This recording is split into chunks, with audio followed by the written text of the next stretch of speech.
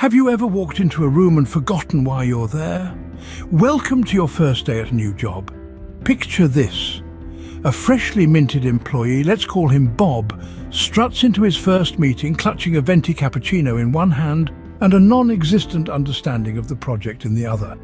Bob's got about as much knowledge of this project as a goldfish has about quantum physics.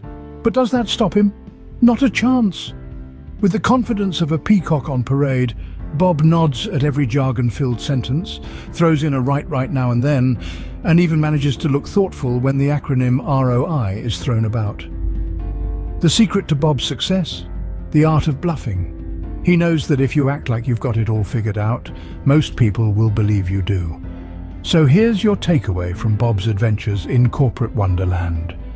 Remember, if you can't dazzle them with brilliance, baffle them with bullishness. In the jungle of office politics, it's survival of the wittiest. Imagine this, your first week on the job, fresh out of college, and you decide to send a cheeky email to your new buddy, just to lighten up the mood. But lo and behold, instead of hitting reply, you hit reply all. Suddenly, your sarcastic take on the boss's tie is the talk of the office. Talk about making an impression.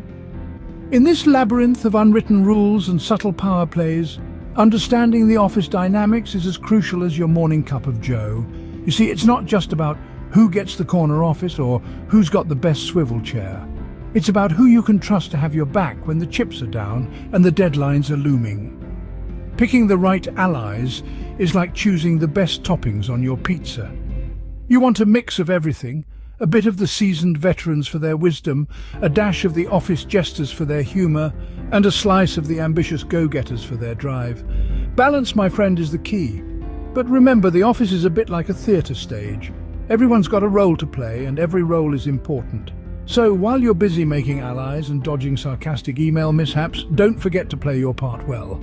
In the game of Office Thrones, you win or you get stuck with the worst desk near the bathroom. The coffee machine, a place of diplomacy, gossip and burnt tongues.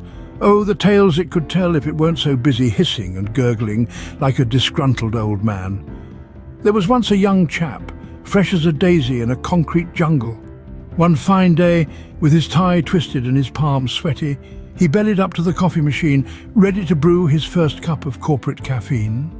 As he fumbled over the buttons, he found himself in the company of the office oracle, the keeper of secrets, the one who knew where all the proverbial bodies were buried. In the midst of casual chit-chat about the weather, the oracle let slip a nugget of information as precious as gold. Our young hero took this golden nugget and ran with it, becoming the bearer of vital knowledge overnight. So, master the art of making coffee, and you might just brew up some success. Delegation, the art of getting things done by people who are smarter than you.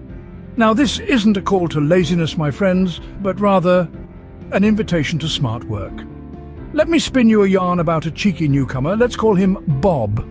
Bob was fresh out of university, greener than an overzealous salad.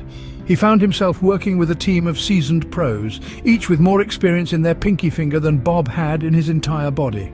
One day, Bob was handed a task that was more complicated than a Rubik's Cube after a paintball fight. Rather than panic, he did something unexpected. He delegated. Now, you might be thinking, wait a minute, can a newbie delegate to a senior colleague? Well, Bob did.